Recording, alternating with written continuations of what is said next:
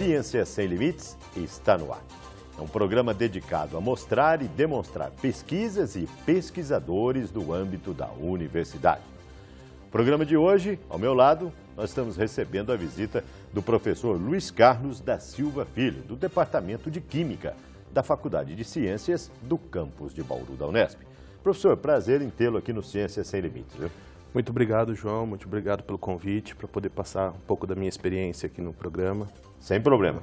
Professor, com certeza, quem está em casa, é lógico, vão se deliciar com as suas explicações, seja na área acadêmica, seja na área de pesquisa. Para quem está em casa, para quem está nos assistindo, nos vendo, para começar a ter uma noção, como é que foi a sua trajetória acadêmica, professor? Bom, João, eu sou relativamente novo perto dos outros docentes, meus colegas de trabalho. Eu entrei na minha graduação na USP de Ribeirão Preto em 1998, certo? No curso de bacharelado em Química. Depois, em 2001, eu acabei me formando em bacharel, licenciado e bacharel em Tecnológicas. Eu obtive as 3 graduações. E, diferente de todo mundo, eu já parti direto para o doutorado, sem precisar fazer o mestrado. Porque eu já estava há 3 anos no mesmo laboratório, fazendo iniciação científica, e comecei meu doutorado em janeiro de 2001, certo? Fiz meu doutorado direto em 4 anos, na área de química orgânica. É só para explicar para quem está em casa como é que a pessoa passa direto, né? Às vezes é questão de mérito, questão de trabalho, questão de... Na época que eu entrei na pós-graduação, era bastante incentivado pelos próprios órgãos de fomento a modalidade de doutorado direto. E como eu já estava no meu laboratório, já desenvolvia a mesma pesquisa há 3 anos, era, digamos assim, não perda de tempo, mas desnecessário eu realizar um mestrado de 2 anos. Então, para acelerar a minha vida acadêmica e acelerar a minha saída da pós-graduação, eu e o meu orientador na época, optamos por fazer o doutorado direto. E foi tranquilo? Foi tranquilo, era na linha de pesquisa que eu já trabalhava antes, então eu já estava bastante familiarizado com o pessoal do laboratório e com a linha de pesquisa. Então, eu acabei seguindo nessa linha, entendeu? Em 2006, eu defendi o doutorado, certo? E fui para o meu primeiro contato com a Unesp. Eu fui fazer pós-doutorado na Unesp de Rio Claro, com o professor Mário Sérgio Palma. Também na linha de síntese de compostos orgânicos, mas mais voltado para produtos de origem animal, certo? Produtos que eram extraídos do veneno de vespas e abelhas, tá? Então eu tentava preparar em laboratório os componentes que estavam presentes no veneno, tá? Isso foi até 2008. Em 2008 eu entrei por concurso aqui na Unesp de Bauru, certo? E desde lá eu estou, desde 5 anos atrás, recente ainda, já sou professor aqui, ministro aula de Química Orgânica para os cursos de Química, Física e Biologia aqui na UFC. Além do que, há 2 anos atrás, 2 anos e meio atrás, eu me credenciei ao programa de pós-graduação em Ciências de Materiais. Que é o famoso pós-mate. Que é o famoso pós-mate. Conceituado é intercampus, né? Sim, é intercampus. São 9 unidades, eu acho, que tem docentes do pós-mate, não tenho certeza sobre essa informação. E desde então, eu comecei a ingressar na pós-graduação, levar meu laboratório de pesquisa, do qual eu sou um dos coordenadores, junto com o professor Manuel, que já apresentou, já deu entrevista aqui no seu programa. Sim, o Manuel foi o primeiro Ciência Sem Limites, né, na pesquisa com abacate, né, o biodiesel. Isso, biodiesel. Nosso laboratório é o laboratório de síntese orgânica e processos, eu mais com a parte de química orgânica, né, de síntese orgânica, o professor Manuel com a parte de processos, que também envolvem reações orgânicas, certo? E nós temos no nosso grupo atualmente cerca de 10 alunos de pós-graduação, mais uns 8 alunos de iniciação científica, entre os 2, orientados pelos 2 docentes. E a maioria tudo com verba de fomento? De todos os nossos alunos, só uma aluna não tem bolsa. Os outros são todos financiados ou pela FAPESP, ou pela própria Pró-Reitoria de Pesquisa, com suas bolsas de iniciação, tem bolsas CNPq, então, todos esses 18 alunos que nós temos no grupo, todos têm bolsa, Perfeito. Felizmente. Bom, Quer dizer, apenas uma que não. Nós vamos começar então a falar, quando o senhor fala que o senhor é responsável pelo Laboratório de Síntese Orgânica e Processos. O nome é bastante diferente, né, para quem não está familiarizado. Sim. O Ciências Sem Limites vai para um breve intervalo e logo na sequência nós vamos saber mais sobre Laboratório de Síntese Orgânica e Processos. É um instante só.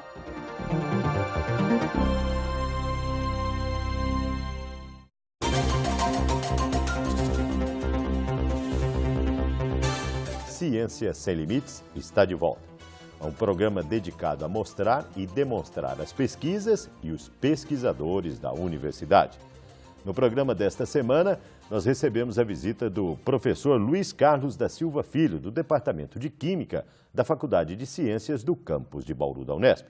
Se você quiser contactar o pesquisador, basta enviar um e-mail para ele.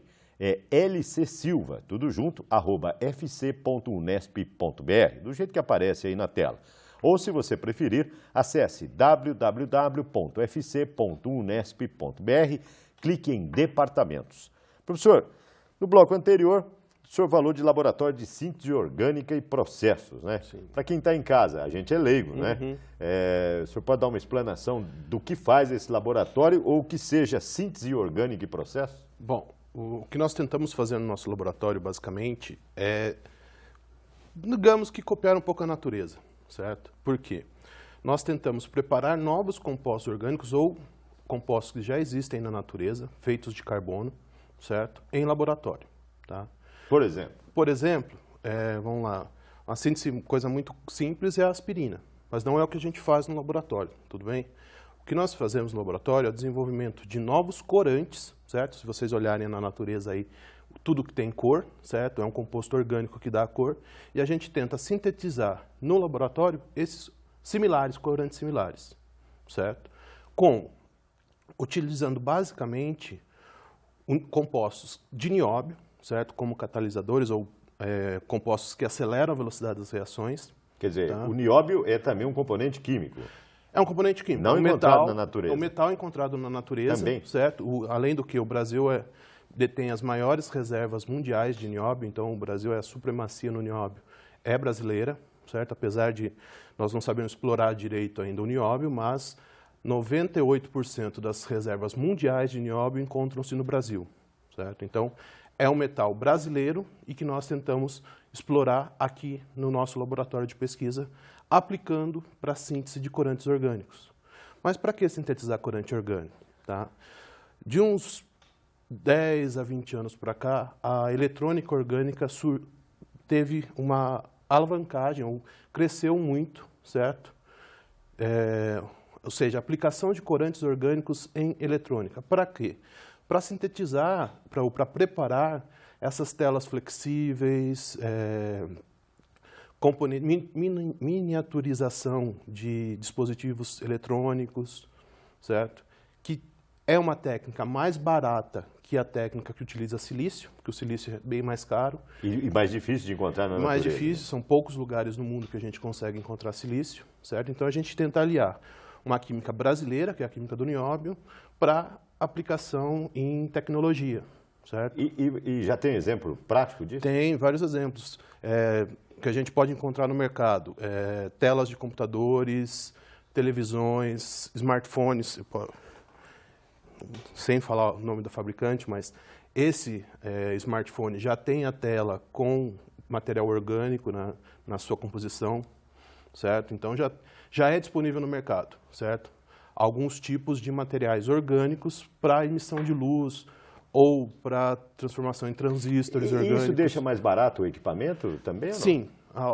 A principal intenção é deixar os equipamentos mais baratos. Quer dizer, o foco da sua pesquisa é minimizar custo? Sim. Um deles? Além de novas descobertas, Além de novas descobertas, novos processos reacionais, entendeu? Envolvendo as catálises com o nióbio. E hoje, quantas pessoas atuam no seu laboratório, professor? Hoje são, ao todo, 7 alunos, meus orientados, são 7 alunos de pós-graduação, um doutorado e 6 mestrados, e 4 alunas de iniciação científica. Graduação ainda. Graduação que já em Química. todos em química. Já estão atuando e todos pesquisando esse mesmo assunto, né? Todos pesquisando esse mesmo assunto, aplicação de compostos de nióbio como catalisador para gerar novos compostos, novos corantes orgânicos. E já teve avanço, professor? O senhor já tem alguns dados, trabalhos publicados nessa área? Tem alguns trabalhos publicados, mas no processo de preparação dos corantes, certo? Como lá, meu grupo de pesquisa tem 2 anos e pouco aqui na Unesp. É muito jovem ainda. É muito jovem, nós estamos engatinhando ainda, então nada aplicado ainda, apenas na área de reacional. Perfeito. O senhor falou que tem muitas pessoas atuando lá. Sim. O senhor permite o Ciência Sem Limites ir até o seu laboratório para Claro, conhecer? será um prazer recebê-los lá. O Ciência Sem Limites vai para um breve intervalo. E na sequência, no próximo bloco, a equipe do Ciência Sem Limites vai estar lá no Laboratório de Síntese Orgânica e Processos. É um instante só, Ciência Sem Limites volta já já.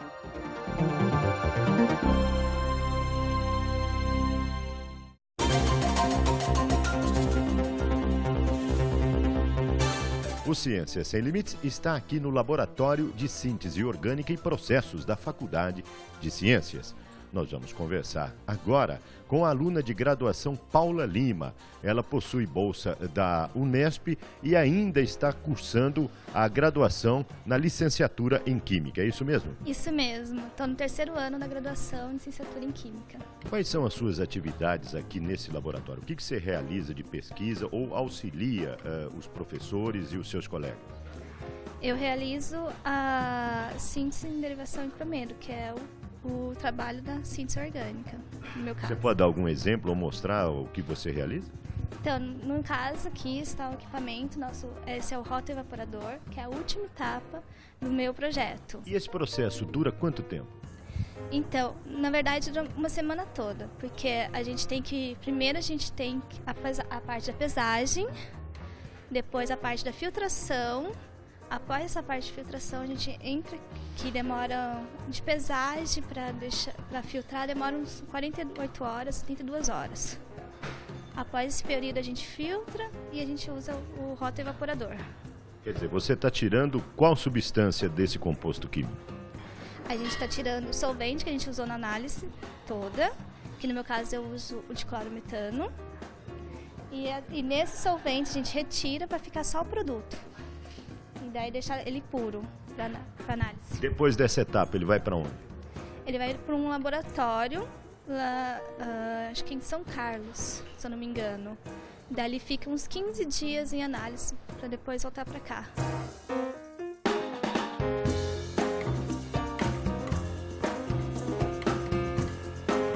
O que fez você decidir sair da graduação e já partir para o mestrado?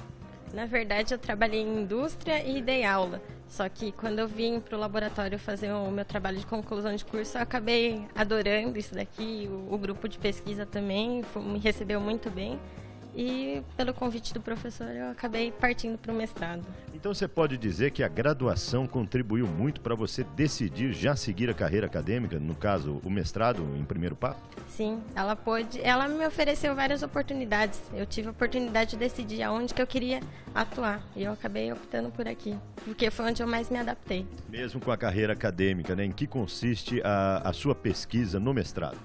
A minha pesquisa, eu faço a síntese e caracterização de cromenos para ser utilizado em células solares como corante para aumentar a capacidade e eficiência da célula solar. No seu ponto de vista, você acredita que o Brasil e essas pesquisas vão alavancar mais uma fonte alternativa de energia?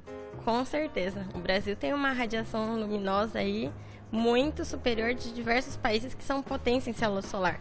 Então, nada mais justo que a gente inovar e aumentar as pesquisas nessa área. Ainda mais que a gente precisa substituir os combustíveis fósseis, né? Aonde você quer chegar com a finalização das suas pesquisas nesse mestrado? Eu gostaria que minha pesquisa realmente ajudasse o Brasil aí a alavancar a célula solar, mas é meio difícil também, a gente não pode querer muito, mas eu gostaria de contribuir, continuar no doutorado, quem sabe, com a pesquisa, porque eu acho muito importante a gente investir nessa área. O laboratório, a Faculdade de Ciências, o curso de Química, o mestrado e o doutorado, como é que você classifica como pesquisador? É muito bom. O programa, ele tá me ajudando bastante. Você tem um incentivo, os professores, todo mundo te apoia bastante, ajudam na pesquisa. Então, é bem importante.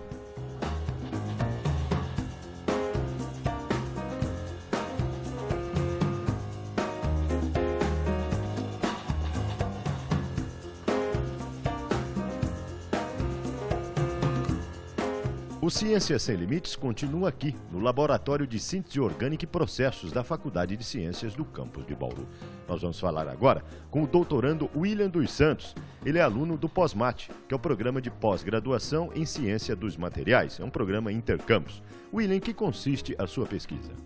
Bom, a pesquisa ela consiste no desenvolvimento de corantes sensibilizadores para células solares. O nome parece complexo, né? Você pode dar exemplos ou traduzir isso para a gente? O objetivo da célula solar é transformar a energia solar, certo, em energia elétrica. Porém, as células hoje que nós temos no mercado, elas têm aí um rendimento ainda muito baixo do esperado. Então é por isso que você não vê muitas células solares aí hoje em cima das casas, aí você não tem plantações enormes que nem na Europa, de células solares aí fazendo essa transformação de energia solar em energia, aliás, elétrica. Certo? E um dos objetivos do grupo é aumentar justamente essa eficiência. De que forma? Através dos corantes que nós desenvolvemos.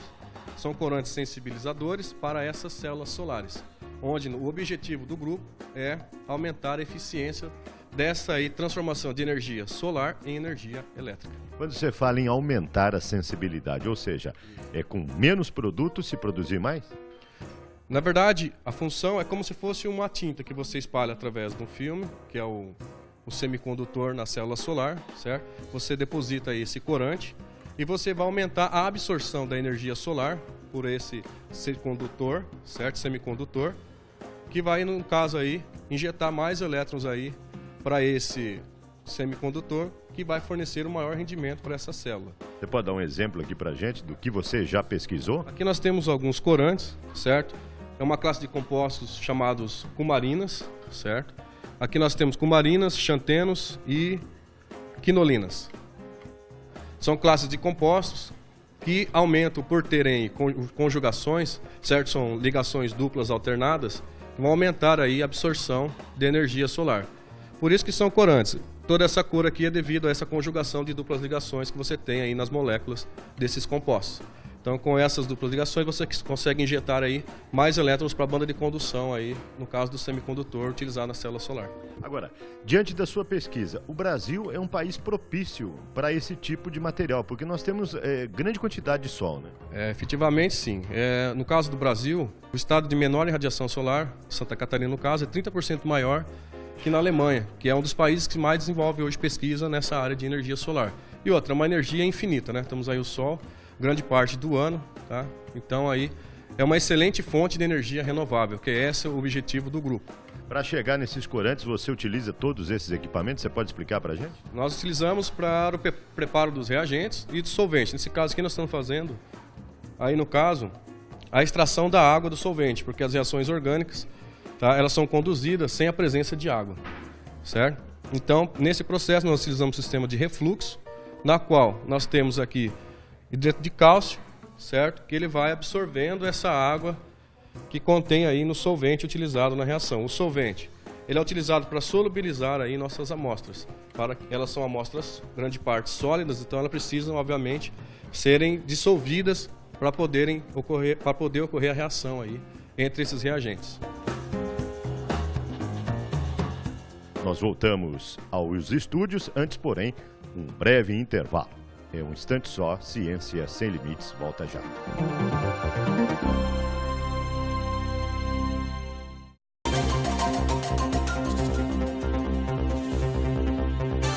Ciência Sem Limites está de volta. No programa de hoje, recebendo a visita do professor Luiz Carlos da Silva Filho, do Departamento de Química da Faculdade de Ciências do campus de Bauru. Se você quiser contactar o professor, basta enviar um e-mail do jeito que aparece aí na tela, lcsilva@fc.unesp.br. Se você quiser interagir com o nosso Ciência Sem Limites, envie-nos um e-mail cienciasemlimites@tvu.unesp.br. Professor, parabéns, viu, pela equipe, o pessoal todo motivado, o pessoal realmente trabalhando. E a rotina é costumeira dessa forma que nós vimos aí? De segunda a segunda o laboratório está movimentado, tem gente lá. Quem quiser passar para conhecer também, Quer fica à dizer, e vontade. é uma forma da sociedade ver como se produz dentro da universidade. Sim, né? sim. Uhum. É um pessoal sempre motivado e sempre em busca de resultados, né? Sim, é um vírus que a gente ganha quando começa a fazer pesquisa, entendeu? Quando você entra no laboratório e começa a desenvolver suas pesquisas, ou um aluno de graduação, ele é infectado por um vírus que aquilo ali se torna parte da vida dele e é difícil largar. Quem falou isso foi o professor Elson Long, também da sua área lá da UFSCar, que ele fala que até dormindo você está fazendo pesquisa, Sim, né? até dormindo. Até sonhando você está manipulando o resultado. É bem por aí mesmo. Professor, o senhor falou também, pelo que a gente pôde ver, que o senhor pesquisa tecnologia nacional na geração de energia, né? Energia elétrica a partir do sol. Sim. O senhor pode falar um pouco mais disso pra gente? dos grandes avanços, um dos grandes alvos que nós temos no nosso grupo, certo? É aproveitar a grande luminosidade que nós no Brasil temos, certo? E uma das principais aplicações para corantes orgânicos, sejam sintéticos, sejam naturais, é a conversão de energia solar em energia elétrica através da utilização de células solares. Então, esse é um objetivo futuro nosso, certo? Pegar os corantes que nós sintetizamos em nosso laboratório, ou preparamos em nosso laboratório, para utilização em células solares, para captores de energia, certo? De energia solar. Tá. O senhor pode, para quem está em casa, dar assim, um exemplo assim, de como é que esses corantes vão se transformar em fontes de energia, né? Bom, claro que eles vão ter que ser aplicados em alguma coisa, né? Não tem como um corante sim. simplesmente gerar energia. Sim. Né? Agora é um pouco de química assim, básica. Moléculas orgânicas que têm cor, certo? Ou a coloração que a gente tem nas plantas, na natureza, são características que a gente chama de duplas ligações entre átomos de carbono, certo? Então, quanto mais duplas ligações eu tenho na molécula, ou entre os átomos de carbono que constituem a molécula, maior é a absorção de energia radiante por essa molécula, certo? A gente tem exemplos como os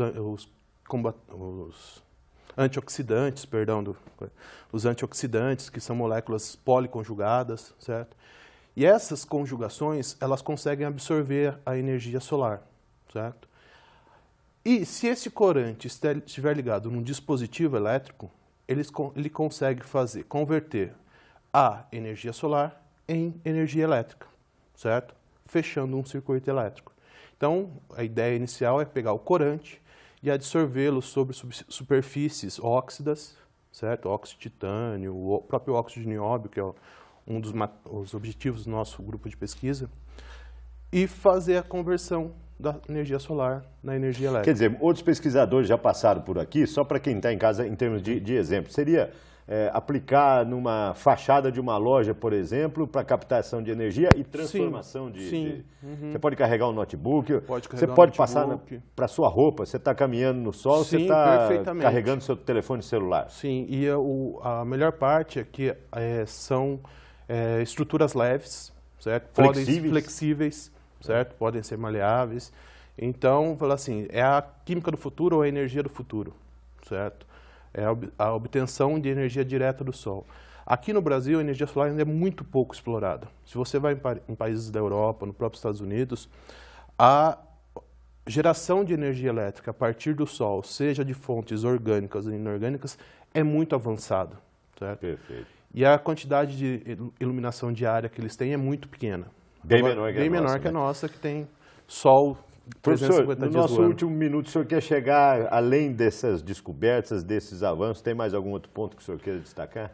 Bom, o principal objetivo é o avanço da ciência, da química orgânica, certo? E da aplicação da química orgânica em tecnologia. Esse é um dos meus principais objetivos, certo? Então, seja na área de química do nióbio, seja na área de energia solar ou de dispositivos orgânicos.